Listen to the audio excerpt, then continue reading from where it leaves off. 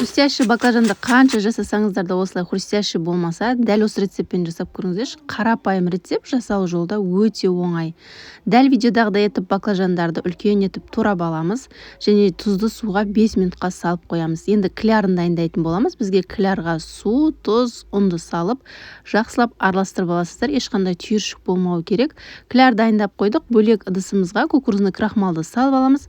Жаңағы 5 минут тұрған баклажанды бірінші кукурузный крахмалға малып, содан соң клярға малып, қызып тұрған майда екі бетін қып-қызыл етіп пісіріп аласыздар. Қанша жасасаңыздар да қытырлақ болып шықпаса, дәл осы рецептпен жасап көріңіздер, идеально болып шығады.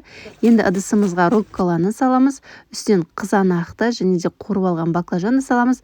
Именно осы салатқа арналған кисло-сладкий соусты салып, жақсылап араластырып, және де салаттың бетіне творожный сырды осылай қойып шықсаңыздар болады.